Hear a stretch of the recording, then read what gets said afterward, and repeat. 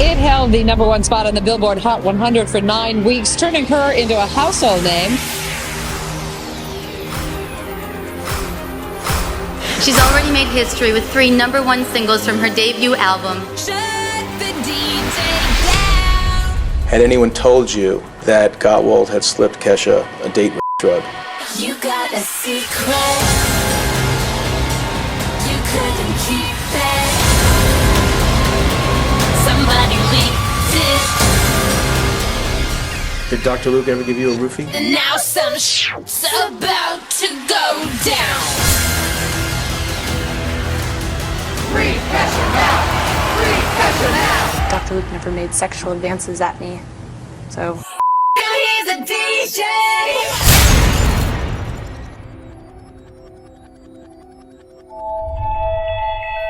You need the DJ!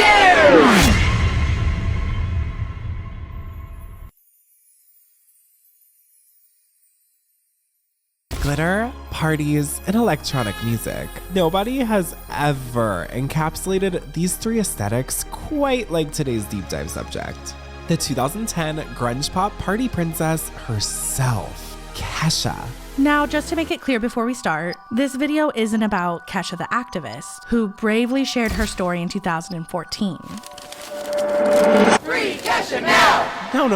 This is about everything leading up to that. We're diving deeper than we ever have before. Because me and Shelby are actually starting at Kesha's dramatic conception, Her subsequent birth at a house party, followed by her truly traumatic childhood, growing up with an addicted mother. Now, who would be the ones to riprow of impoverished obscurity? 2 of the biggest producers the music industry has ever seen.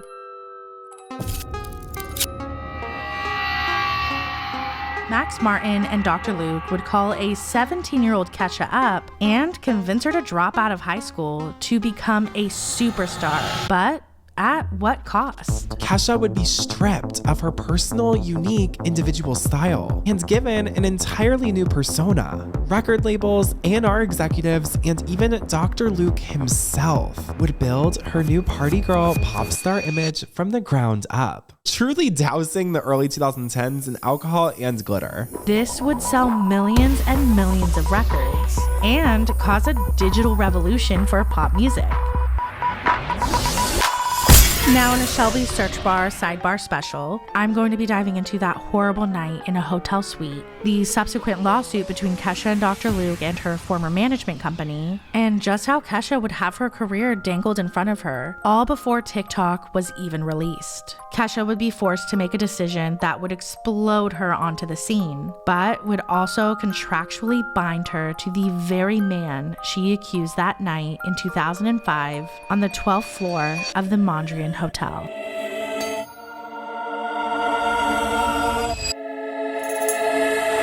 Now, there's even more than that, but we're gonna save it for the video. It's 2010, bitch, so grab your Converse In your favorite party dress, hop in our limousine, and let's get the bottles poppin'. because we're about to deep dive into the untold and truly dark world of the queen of 2009, Kesha.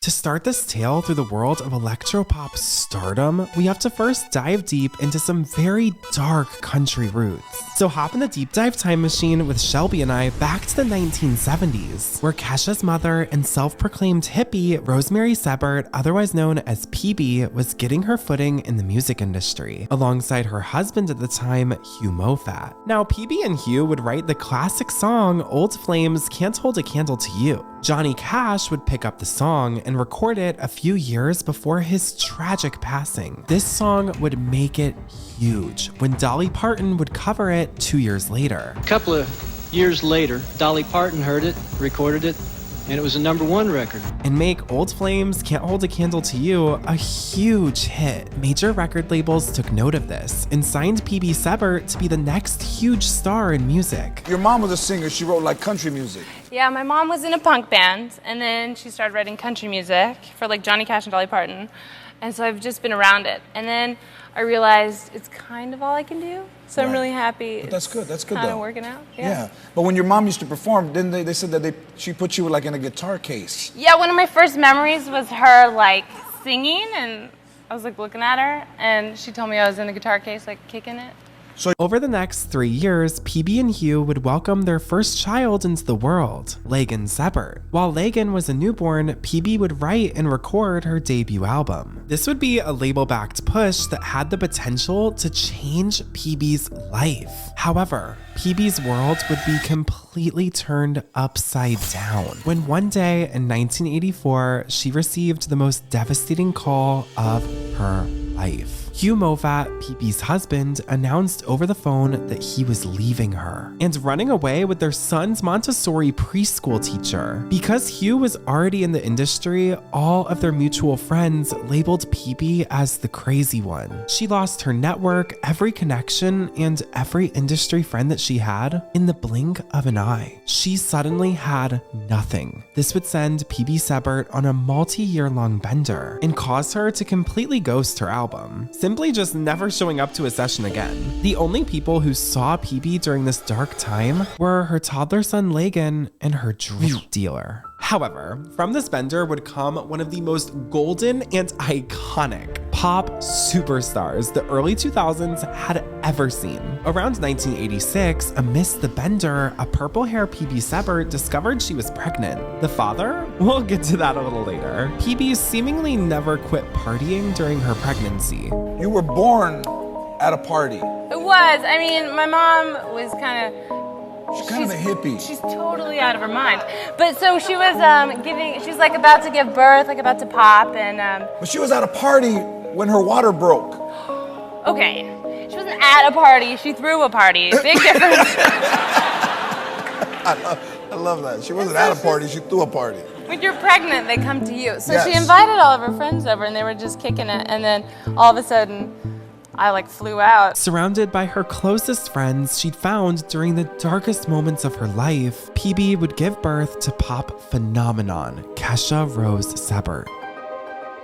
The life of a songwriter in the 1980s was sadly just as unlucrative as it is today. Thus, PB would bring up her children amidst poverty while battling multiple active addictions. Some of Kesha's earliest memories are shoplifting with her mother when she was only 5 or 6 years old. Her mother telling her, if you want something, you just have to take it. In the early 90s, around the time Kesha was 5 or 6, PB moved the family to the country music capital of the world, Nashville, Tennessee. PB trying her hand at the music industry once again. This time though, behind the scenes, as a songwriter. While Kesha attended elementary school, PB would hustle, waiting tables by day and attempting to put together a music catalog at night in hopes of securing a publishing deal. Now, after creating her catalog, when it was finally time to pitch herself to labels, PB was so embarrassed by the way her relationship to Hugh ended. She couldn't face the same people who had shunned her all those years ago.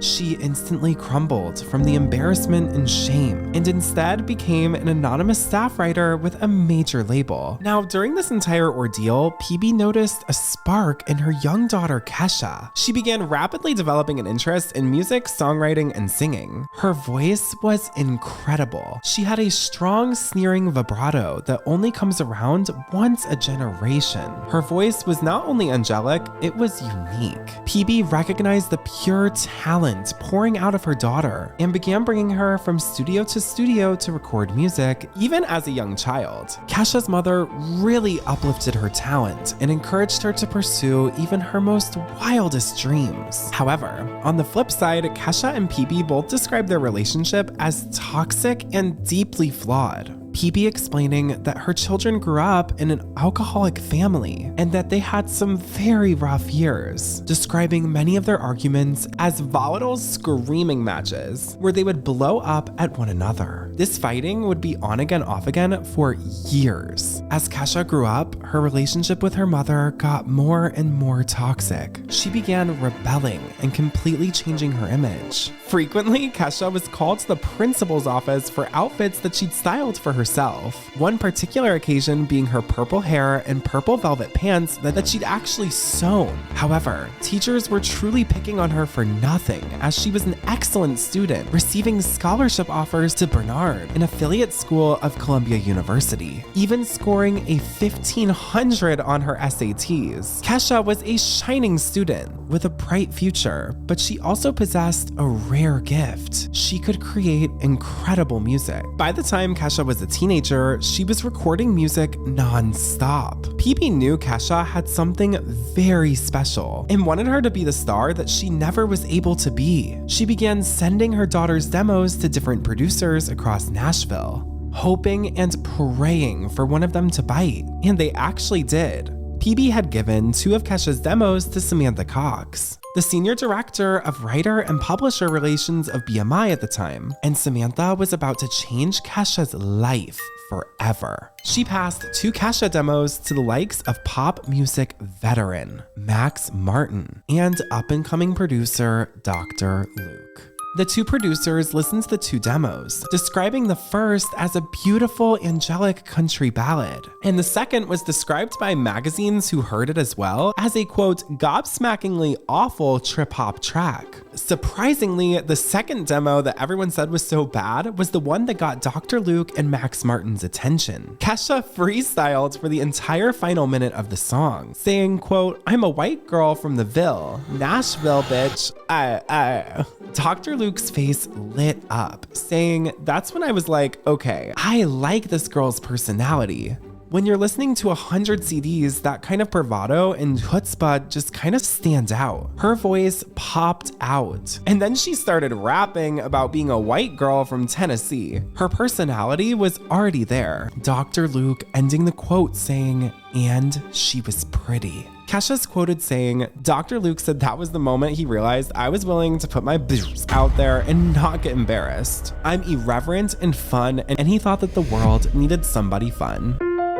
Speaking of fun, earlier in 2004, in an attempt for more media opportunities, Kesha's mother, PB Sebert, answered an advertisement in the Nashville newspaper, searching for eccentric families in Nashville, Tennessee for socialites Nicole Richie and Perez Hilton to film with for their reality show, The Simple Life.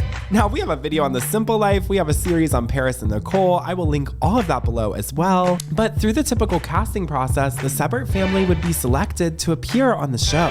Their episodes centering on Paris, Nicole, and Kesha auditioning various men for her mom to date. They're almost here.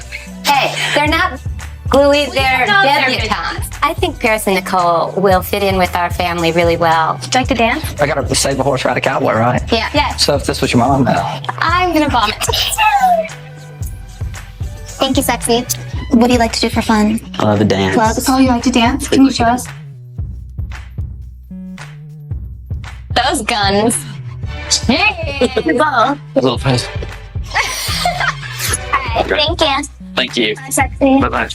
It looks like the girls have finished their search to find a match for PBs. While filming The Simple Life with Paris and Nicole, Kesha's home phone would receive a call from Dr. Luke attempting to reach out to Kesha over the demo tapes Samantha Cox had sent to him. However, Kesha wasn't able to get to the phone in time, and Dr. Luke would be greeted by an irreverent Nicole Richie who hung up the phone on him. Max Martin and Dr. Luke would eventually reach a 17-year-old Kesha. However, they didn't want to wait for her to turn 18 and graduate. They wanted her now. Thus, as the story goes, the 2 award-winning producers would attempt to convince 17-year-old Kesha to drop out of high school in pursuit of her music career. It was a tough decision for her, as she would already have multiple prestigious colleges offering her scholarships. Up until this point, she had never considered even the possibility of dropping out. But over a series of calls, the 2 men were able to convince Kesha to drop high school and move back to California to pursue her music career. During the same time, Kesha's mother would track down the man she believed to be Kesha's biological father. She convinced Kesha to move in with this man as he lived in Los Angeles, and she didn't have any other option to live out there, so Kesha agreed. But upon meeting him for the first time, Kesha claimed there was, quote, no way this was my father. All he did all day was sit around and play video games. When I was 17, I got a phone call from this dude, and he was like, oh, I think I'm your dad. And I was like, okay. Yeah, because I don't know who my dad is. And my mom was like, possibility. And so... Did she have any recollection? Oh, yeah. She was like, yeah, definite possibility. But at the time, she just wanted a baby. Yeah. So she was just like, you know. No, turns out it was not my dad. The guy had a video game chair, like in 40-Year-Old Virgin. And I was like, nope, you're not my dad. So after I figured that out, it was kind of at the same time I hooked up with Dr. Luke and Max Martin. Yeah. And then just started recording like crazy. I was living in my grandpa's Lincoln Town country car. Oh, those are big. Much nicer. Yeah, it was very roomy. Much more space. It was like a boat, actually. But that was just for like in between the period of time where I met this dude that was definitely not my dad, because it was like off the airplane, move in with this dude, you're not my dad, I'm gonna go. And like, where do I go? A car. Have you found your dad? No. Do you want to? No. Now remember this because it actually still comes back later. Now that Kesha was in Los Angeles, California, Dr. Luke was also able to convince her to sign on with his own label, Cash Money, and his publishing company, Prescription Songs. This would give Dr. Luke complete control over Kesha's career, and the contract would be a standard 6-album deal. But Dr. Luke's intentions with Kesha were unclear, and seemingly even sinister.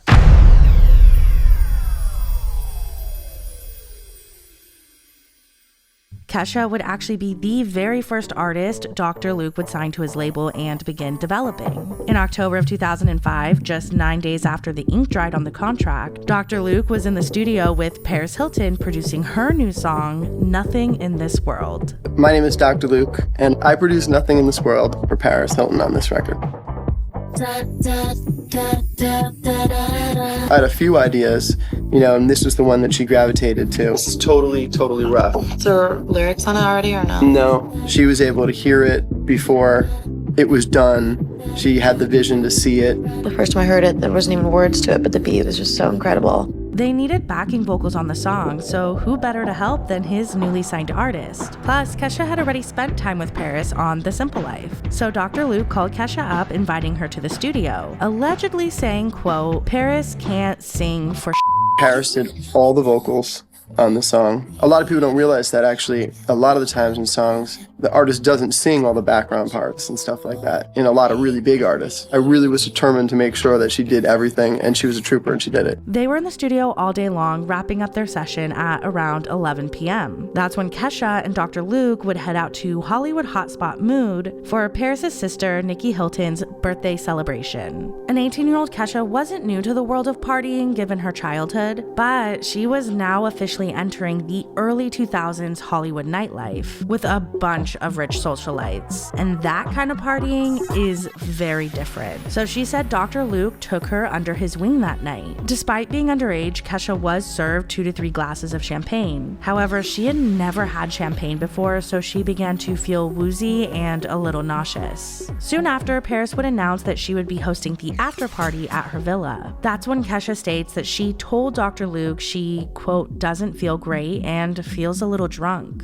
Kesha then alleges that Dr. Luke responded with, quote, I have a sober pill. Since she had never partied with rich people before, she assumed it was something that famous people concocted and proceeded to take the pill. They headed over to the after party where Kesha would have 1 more glass of champagne. But right after drinking it, she felt immediately sick. She started searching for a bathroom, but she didn't make it to one. And this is when she would infamously throw up all over Perez Hilton's closet full of designer shoes. Kesha would even write a song about it. I threw up in Perez Hilton's closet. I got drunk and totally lost it. When I woke up, the first thing that I thought of was, oh my, Kesha, those hot Jimmy Choo.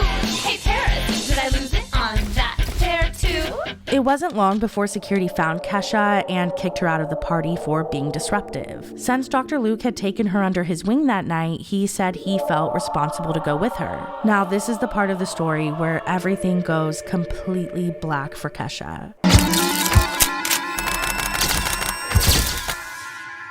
Dr. Luke had been staying at the Mandrian Hotel, which was only a few minutes walk away from Perez's house. According to him, after they got kicked out of the party, they made their way to his suite, where he said that she slept in the bed and he ended up taking the couch. The next morning, Dr. Luke would head out to meet with Katy Perry, who at the time was an up-and-coming artist. Hours later, Kesha would wake up horrified to find herself completely unclothed in the bed at the Mandrian Hotel with absolutely no memory of how she got there or why her clothes were off. She said she felt like she was going to die. Her body was aching and she was throwing up green stomach acid. Not knowing what to do, at around 2 p.m., she called her mom from the hotel phone, telling her she might need to go to the emergency room. According to PB, Kesha also said she felt, quote, weird down there. I think we had...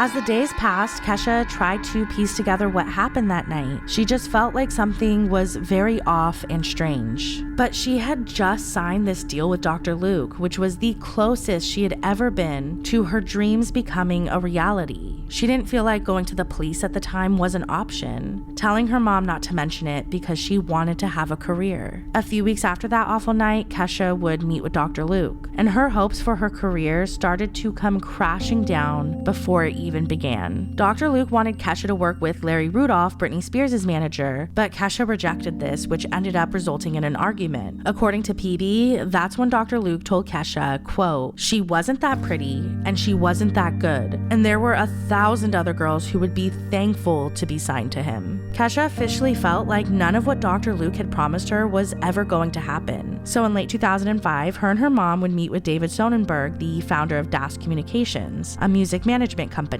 David had been in the industry for a very long time and had managed huge stars such as the Black Eyed Peas and John Legend. They approached him to see if there was any way they could get out of the contract with Dr. Luke. But after David looked it over, he didn't really see a way, as it was pretty ironclad. This is when PB told David what had happened to Kesha that night at the Mondrian Hotel. By the end of the meeting, Kesha hired Das and David as her new management team in hopes that they could get her away from Dr. Luke and score her a new record deal. David immediately got started on trying to get Kesha out of her contract. He contacted an attorney who met with Kesha, and in April of 2006, they sent an email to Dr. Luke, warning him that if they had to take this to court, they would get into the specifics of misconduct between an experienced music industry veteran and an 18-year-old girl. Well, Dr. Luke seemed to be completely unfazed by this email and refused to negotiate a new deal. Kesha was officially stuck in this limbo phase where she couldn't move forward in her career. She was unable to get a new deal due to her contract, and Dr. Luke wasn't working with her to release music.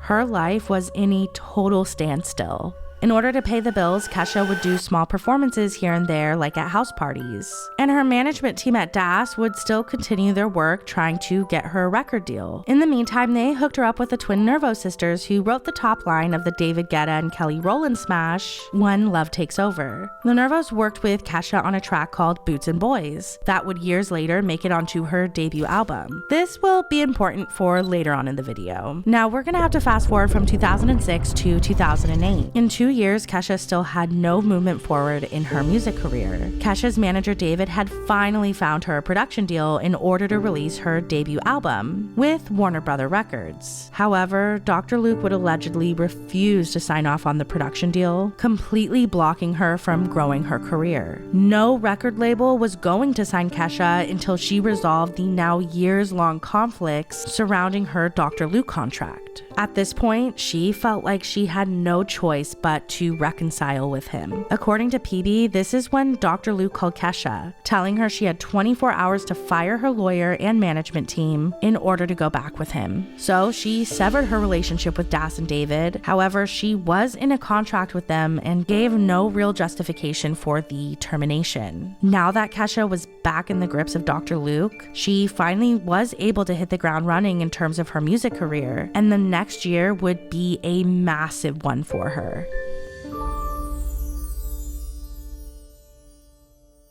Now, if you'll hop with me in the deep dive time machine back to 2003, Dr. Luke was nearly completely unknown, being the lead guitarist in the Saturday Night Live band and remixing a few songs for Mortal Kombat.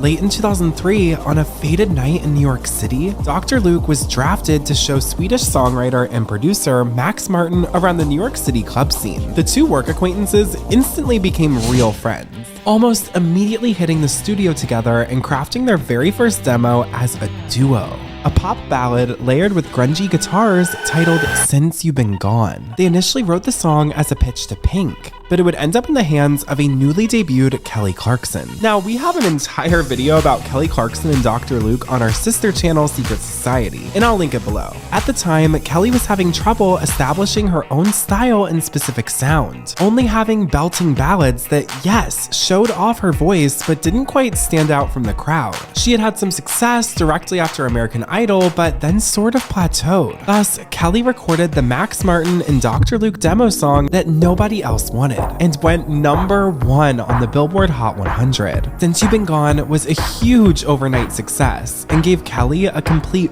renaissance in pop music. This caught the industry's attention. Suddenly Pink was listening to Dr. Luke and Max Martin's demos, even recording You Plus Your Hand and Who Knew. Max Martin and Dr. Luke were even the masterminds behind pop rock classic Girlfriend by Avril Lavigne. Pink and Kelly already had extensive catalogs before collaborating with Dr. Luke and Max Martin, but their next artist was nearly completely undiscovered. At the time, an artist by the name of Katy Perry was bouncing around the industry, partying with a teenage Kesha Sebert and getting dropped by label after label. However, when Dr. Luke and Max Martin collaborated with Katy on I Kissed a Girl and Hot and Cold, she became the biggest breakthrough artist of 2008. Now, if you want a video on the rise of Katy Perry's career and her relationship with Russell Brand, we already have an entire deep dive on that, and I'll link it below. However, the success of Katy Perry in 2008 would cause the industry, and more specifically Capitol Records, to dub Max Martin and Dr. Luke as the Dream Team. But Dr. Luke was looking to grow beyond just writing and producing, telling publications, "I've only written 2 songs that I didn't produce. I can control the song a bit more by producing it." The next evolution of that was just to find an artist. End quote. Now, with artists like Lady Gaga, Rihanna, and now Katy Perry on the rise, Simple and Iconic was out, and shockingly weird and high fashion were in. With this complete new era of pop culture in mind, Dr. Luke wanted to create an artist from the ground up and mold them into his image. And this would be the dripped out, auto-tuned party girl aesthetic he envisioned for Kesha. We kind of developed the sound together. It was me like being a sassy lady, and then him kind of helping me put that into a pop song. His sense of melody is just, it's like a gift from God. It's bizarre. Everything that comes out of his mouth is incredible, and it's so catchy and hooky. Gross.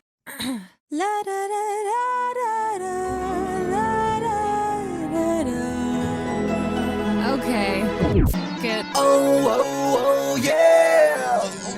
Time to get the day going, dress it up to the nines. Yo, Critter Crew, make Princess Kesha look fine. Add a little pinch of magic from my fairy tale life, and off we go.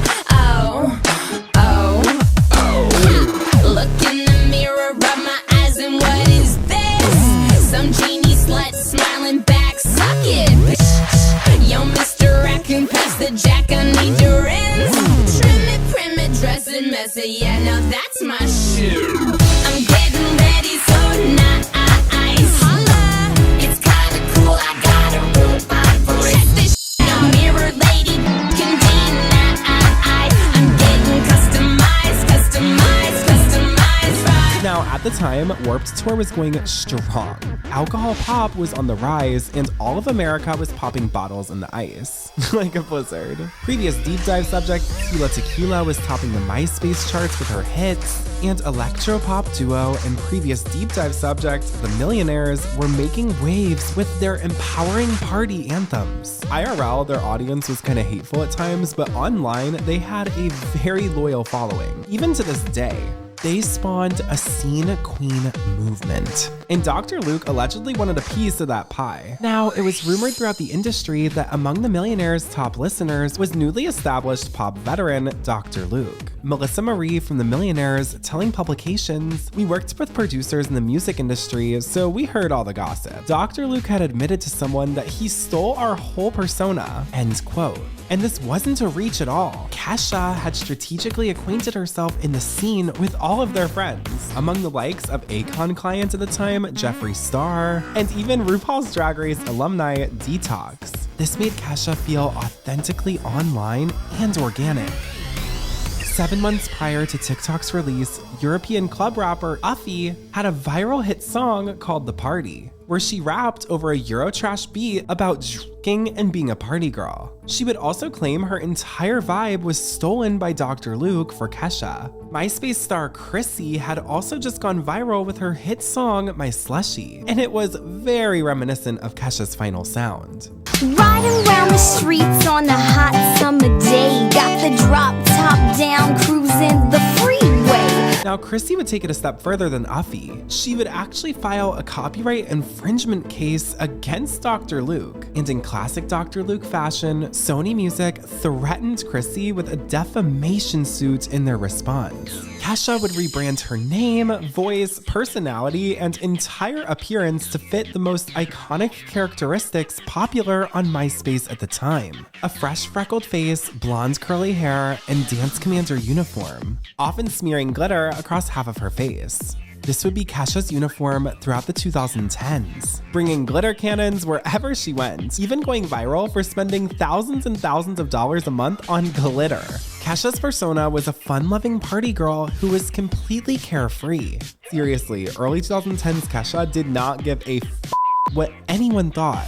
News publications would often write of her, quote, erratic behavior and how she always seemed and high. However, this was truly a persona, being branded as a carefree, rebellious teenager. Kesha was working her off and wouldn't have time to indulge in substances every day that didn't help her career. Anything that slowed her down seemed to be a no-go. Kesha telling publications she doesn't do drugs and she only drinks occasionally, yet all her music said otherwise. A narrative was being crafted around Kesha, that she was drunk, high, and rebellious. This further protected Dr. Luke, as if Kesha was wild and crazy and drunk all the time, many people wouldn't believe her if she came forward. It was expertly crafted. Kesha with a $sign was truly an entire persona created to sell music, and it wouldn't reflect who she actually was. At the end of 2008, Kesha would go to the recording studio one day while Dr. Luke was in a session with Flo Rida. Dr. Luke thought her voice would sound cool on a new song he was doing called Right Round.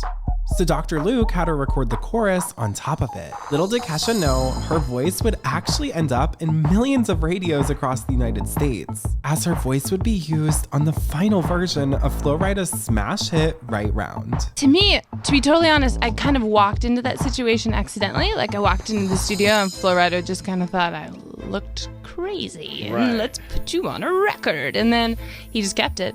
And he liked it so much, I was actually on another song on his record called Touch Me, which a lot of people don't know. But anyways, so he just kind of, tried to find other people to beat the vocal and nobody else cut it. So he kept mine and I was just kind of like, you know what? Take it, whatever. Did you see, this was before Kesha had released a single song. She could barely even afford a taco at the time, but there her voice was, uncredited on one of the biggest songs of 2009. I don't understand, and I think a lot of people might think, well, what, you've made it, you're on a hit record, at least you get paid something. How do you have nothing, yet you're ubiquitous? Well, why the $sign in your name, Kesha? Okay, that, honestly, I was trying to be ironic. Because, let me explain this to you. It's not because I'm like, yeah, I got lots of money, woo. It's more like, I don't have any money, so I'm money because I don't have any. Because this was at a point where I was on the track with Flo Rida, and I was hearing it everywhere while I'm like shopping at the dollar store for canned vegetables. But you couldn't get away from the song, however, you couldn't afford to have fresh tomatoes. But Kesha didn't fret. She was flattered to be considered for the song at all, and was just happy that Dr. Luke liked her voice enough to use it, saying, I believe in karma, so if I'm not a bag about that, it'll just come back to me. And Right Round, it would come back. this time tenfold. Now, the grungy, auto-tuned voice on Right Round got the music industry's attention loud and clear. Even though Kesha had one of the most unique singing voices the industry had ever seen, this would be the beginning of Dr. Luke utilizing auto-tune to stylize her voice, often causing controversy over whether or not she even possessed talent. This was the reason Kesha was a complete anomaly. She had the vocal power to deliver songs like Kiss and Tell. You really should have kept it in your pants. I'm hearing dirty stories from your friends. With the added production value of Max Martin and Dr. Luke on top. Because your love is my drug. Normally, artists who were using autotune at this time actually needed it, but Kesha used it for added effect. This combination would be spun into hit record after hit record. And after hearing Right Round, the record labels were certain of this. Kesha had her pick of the litter with record deals, though she was still tied to Dr. Luke, and she knew the final decision would ultimately be his. That fateful night on the 12th story of the Mandrian Hotel still rung so clearly in her mind, but Kesha had no choice. According to her mother, PB, Kesha's hand was forced to stay with Dr. Luke. Jason Flom, who is currently at Universal with his label Lava, wanted to sign her as well. And Dr. Luke considered that option, as that was the path that Katy Perry was already on. But Dr. Luke ultimately decided on RCA and Barry Weiss, as he had worked with them more previously, and this would ultimately give Dr. Luke more creative control over the projects. Sorry to interrupt, but this is important. To celebrate her new signing with RCA, Kesha and Dr. Luke went out drinking and partying all night long. The very next morning, they had to catch a flight back to Los Angeles, but were denied boarding by United Airlines due to still being intoxicated from celebrating. Once they were finally allowed onto a plane, Dr. Luke and Kesha immediately started to kiss.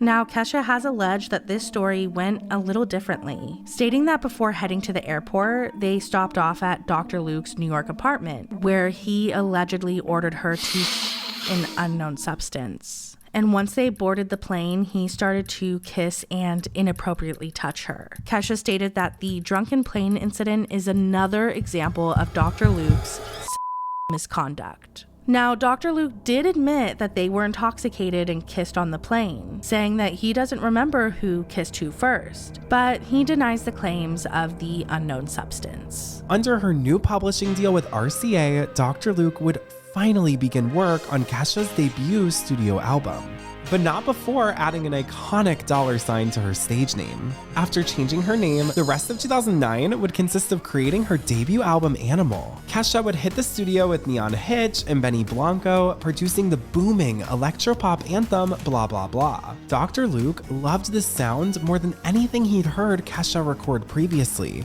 telling news publications that he didn't actually come up with her quote, rap style. But as soon as he heard it on Blah Blah Blah, he thought, oh my god, we need more songs like this. Thus, Dr. Luke and Kesha hit the studio to record a new song called P. Diddy. Now, wake up in the morning feeling like P. Diddy. You need to tell everybody why you said that.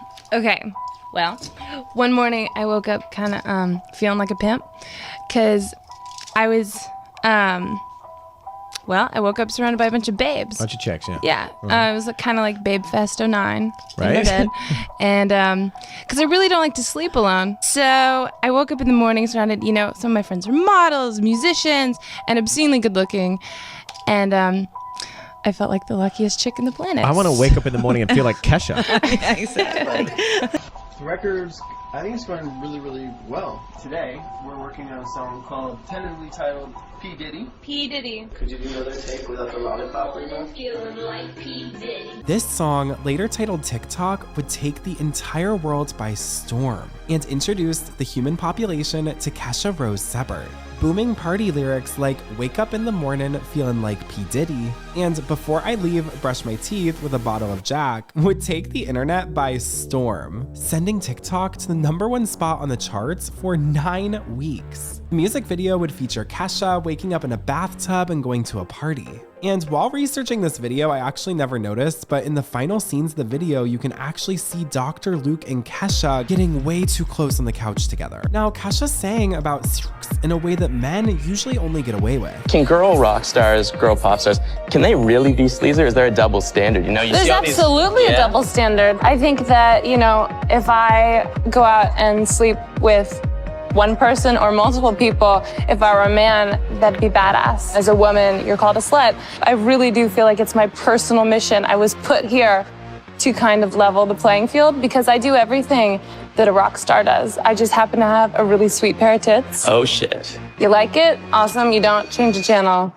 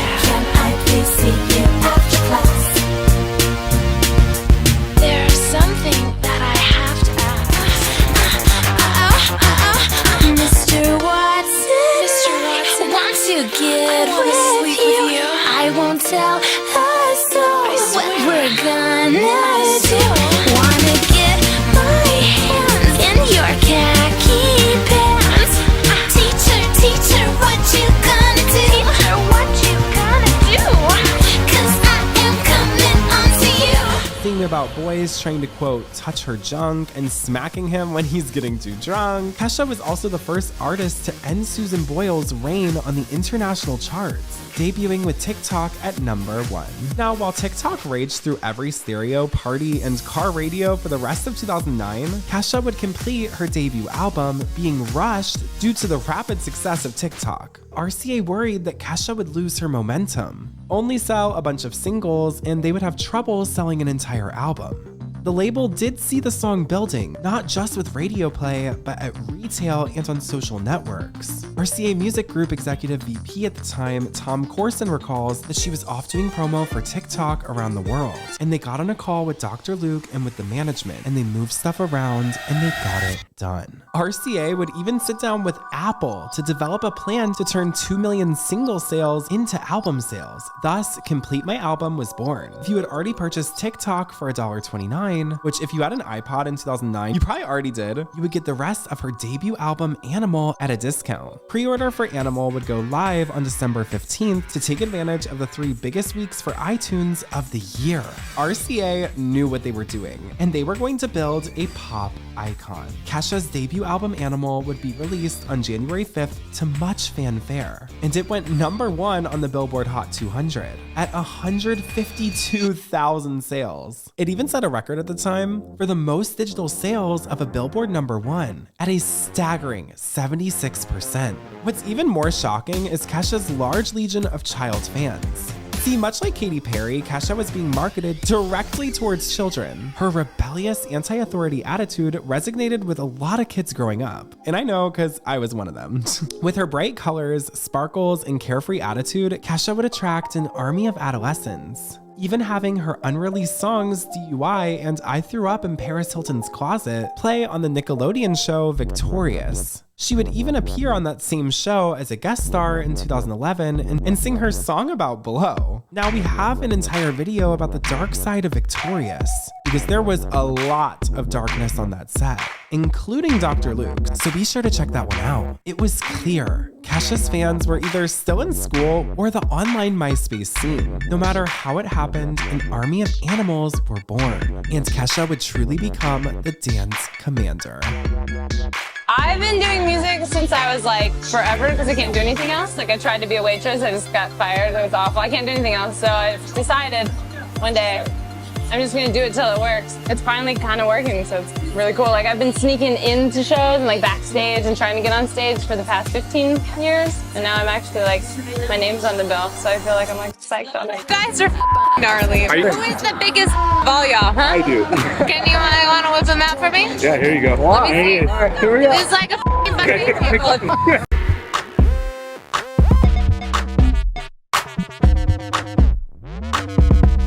it all surreal to you? I mean, just coming out of nowhere and It's all of a sudden- crazy. I love him.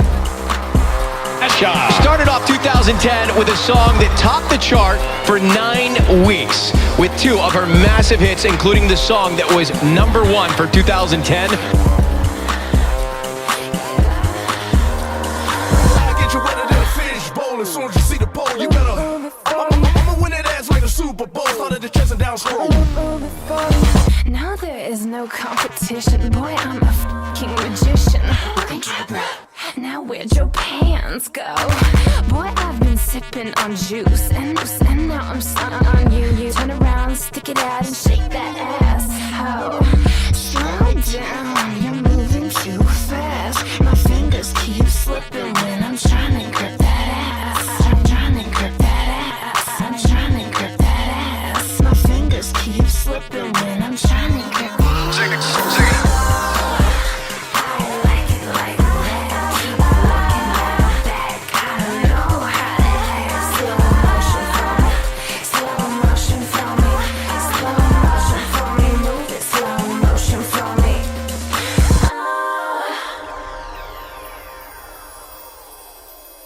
In 2010, a user by the name of DJ Stolen would not only leak numerous Kesha songs, but he would also leak photos that would ruin her life. DJ Stolen's first target was actually Lady Gaga, who was a new breakthrough artist at the time. He attempted to gain access to her computer through a phishing email, however, he was unsuccessful. DJ Stolen posted his activity on a website called rmx4u.com, where he would eventually be contacted by a 22-year-old hacker named C, who was able to eventually gain access to Lady Gaga's computer using Informatic 3. The 2 hackers would join together and create the website iLeaks, leaking numerous Leona Lewis, Kesha, and Lady Gaga unreleased songs. One of the leaks was a Kesha song titled Styrofoam, and in the lyrics, Kesha would take shots at the Princess of Pop, Britney Spears, saying, In 10 years, Britney Spears, Britney.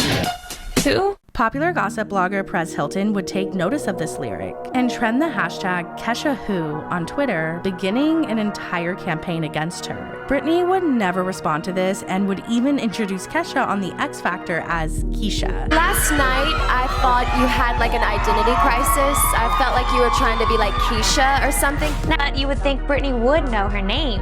After all, Kesha did write Till the World Ends for Brit and also appeared on the remix of the song with her and Nicki Minaj last year.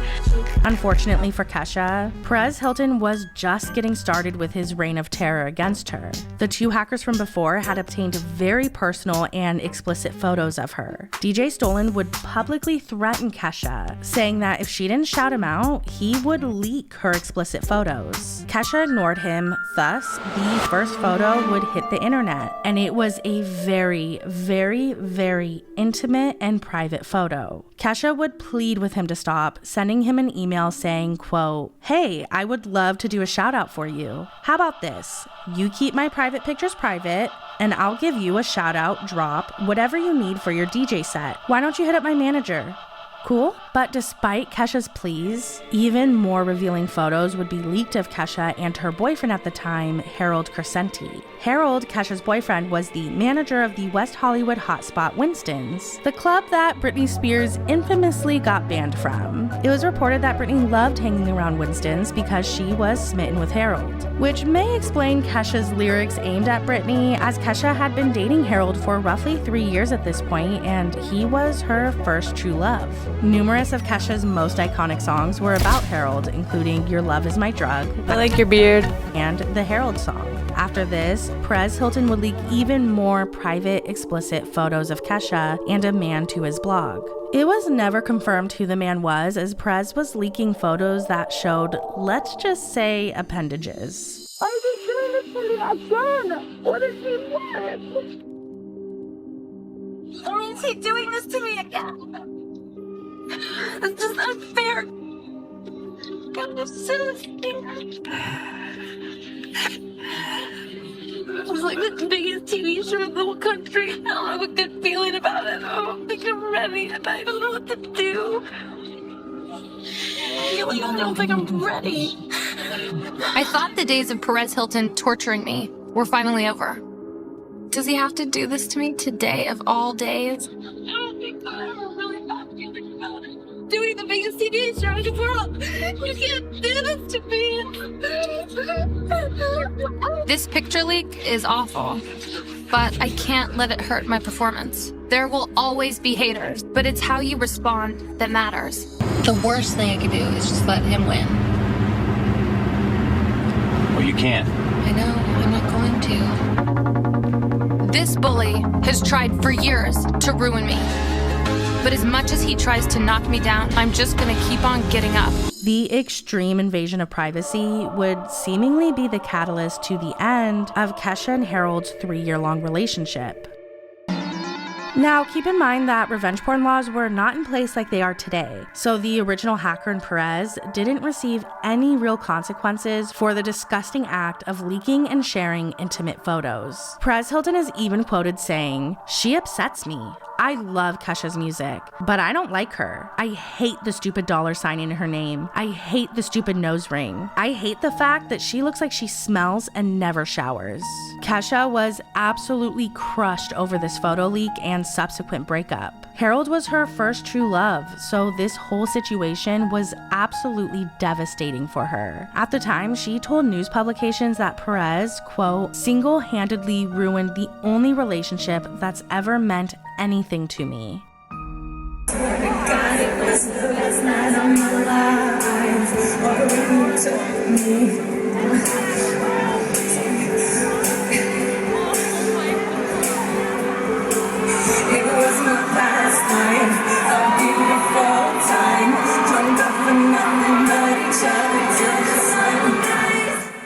This would lead to Kesha swirling into a deep, dark cloud of depression, but she really didn't have much time to think, as the year 2010 would be the biggest year of Kesha's career, and it started with the release of her debut album, Cannibal. The party don't start till I walk in. Kesha went on a non-stop press tour to promote her first album. Promotional singles would be released and the hits just kept rolling in.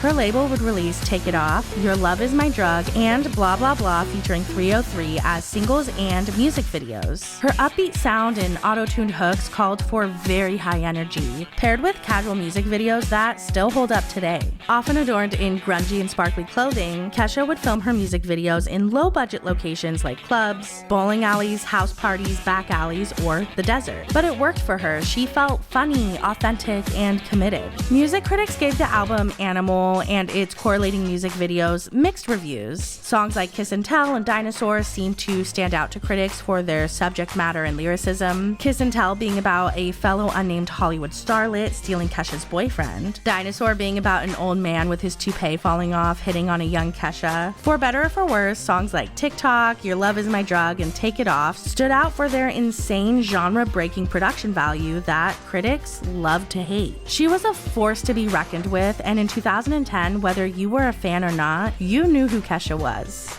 As Kesha was being catapulted into pop stardom, her mom PB started cozying up to Dr. Luke to gain opportunities for herself and Kesha's younger brother. Dr. Luke would hook PB up with writing gigs for massive stars such as Miley Cyrus, and would get in touch with one of his good friends, Dan Schneider, to get Kesha's younger brother Louis acting opportunities on hit Nickelodeon TV shows such as Victorious. Now, we do have an entire video on the dark world of Victorious, so be sure to check that one out. Since she was being promoted so heavily in the digital marketplaces, her social media presence was imperative to her success. She would release short videos on MySpace goofing off, talking to her fans, dancing to her music, or even just pushing the image that had been created for her even more. Oh, every show I have people with signs that say, Kesha, take it off.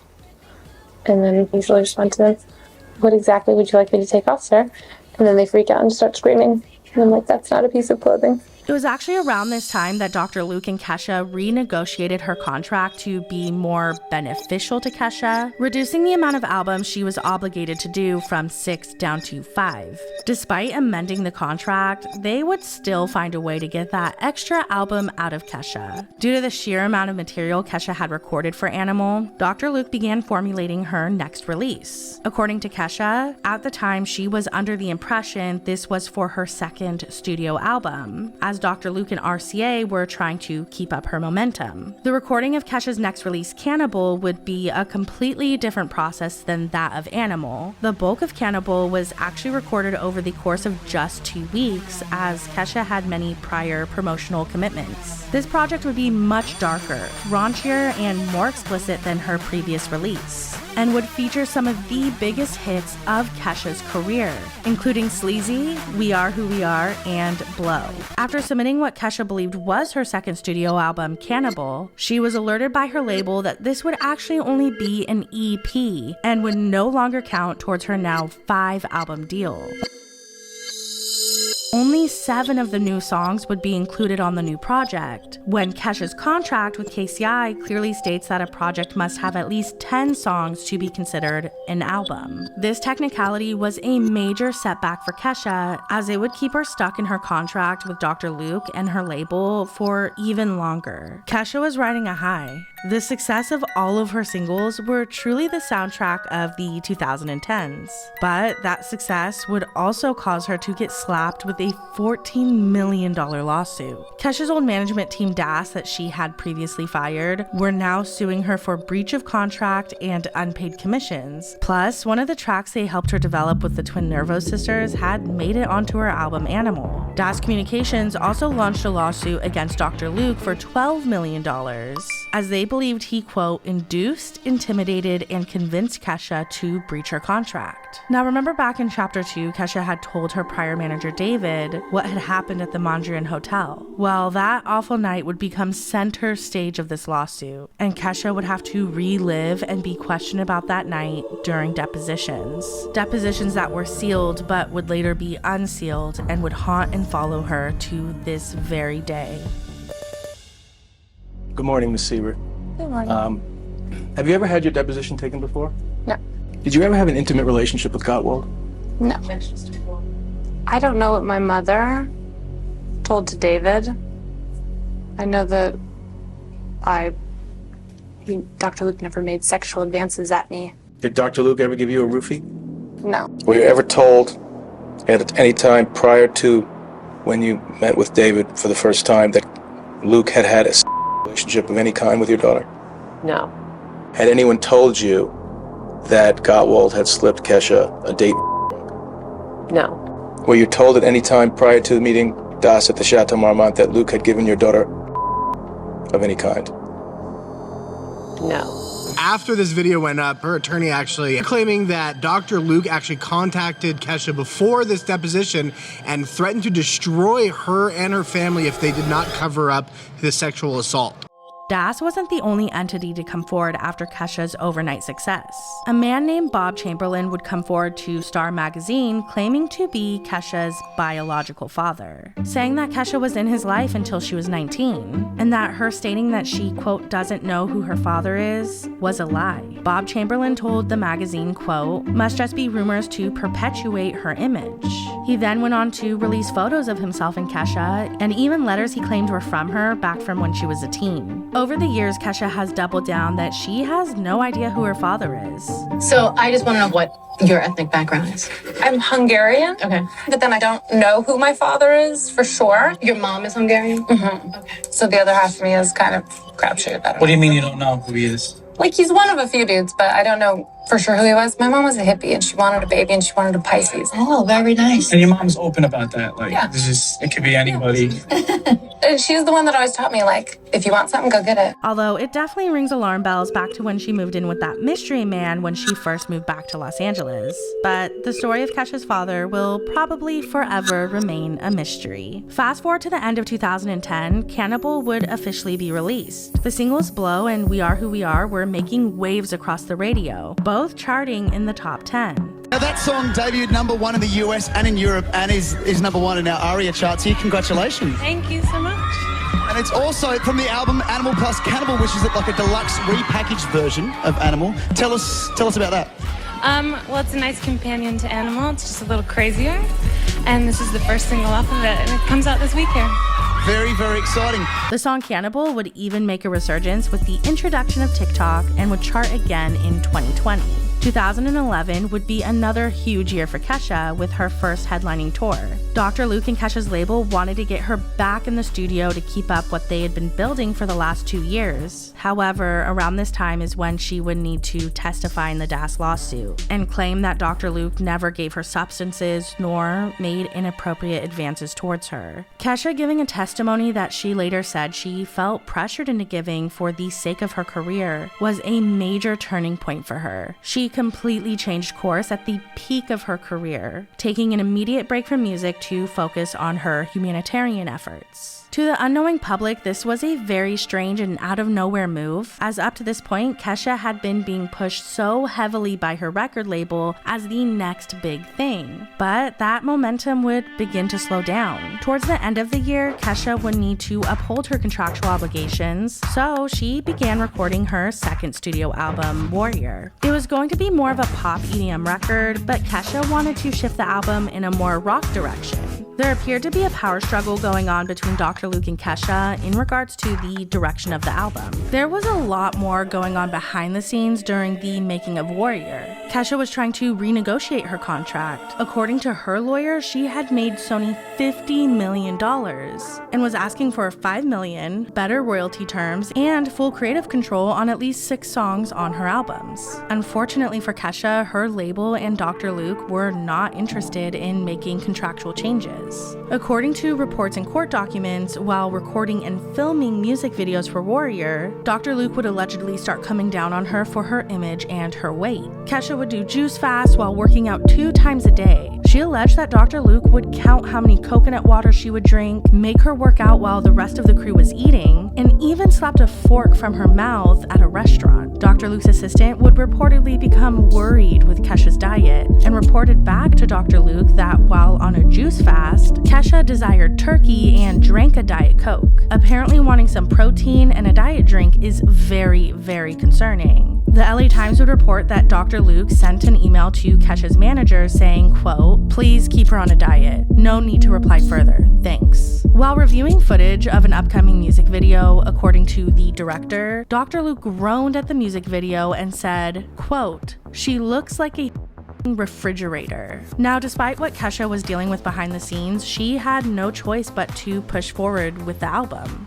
This back and forth would delay the album nearly an entire year, and by the time 2012 was coming to a close, Kesha's second album, Warrior, would finally be released to the public. This album did massively different numbers than Cannibal or Animal. Singles like Come On and Die Young would take the world by storm, and the album would peak at number 6. However, Die Young would completely fall off the charts after tragedy struck in 2012 that we can't talk about here on YouTube. Needless to say, the lyrics Die Young felt immediately inappropriate and would lead to one of the first looks the public saw into Kesha and Dr. Luke's contentious relationship. Kesha would tweet and delete that she was forced to sing the lyrics to Die Young, despite having a major problem with those lyrics herself after the tragedy. Warrior would end up being Dr. Luke and Kesha's final album together. Kesha would go on to desperately hunt for other collaborators, even creating an entire album with the Flaming Lips in 2013, called Lipsha. People dismiss how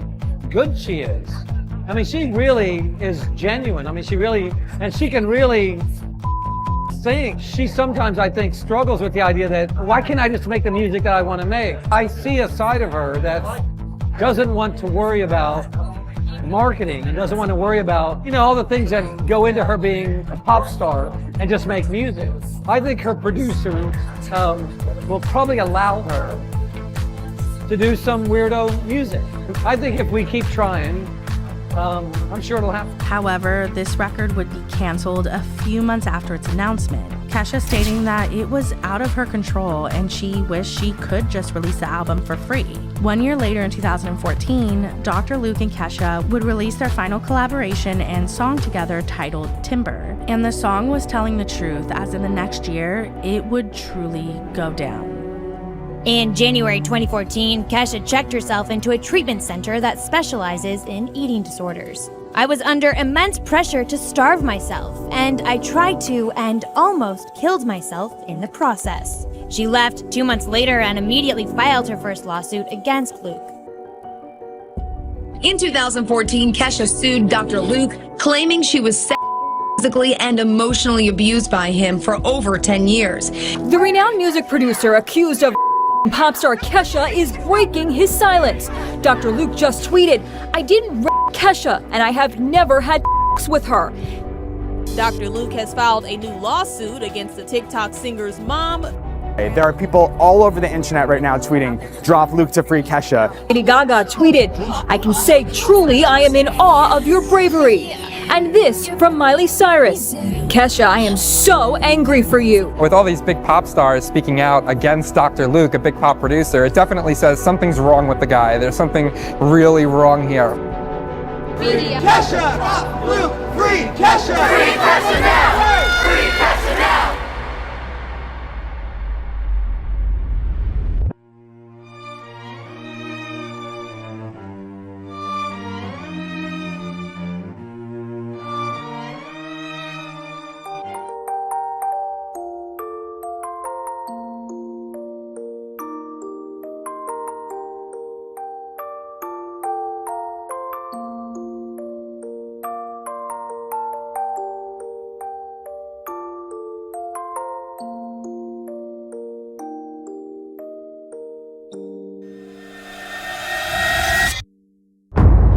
This, I think, is the hottest person on the earth. Everybody put your hands together for Kesha!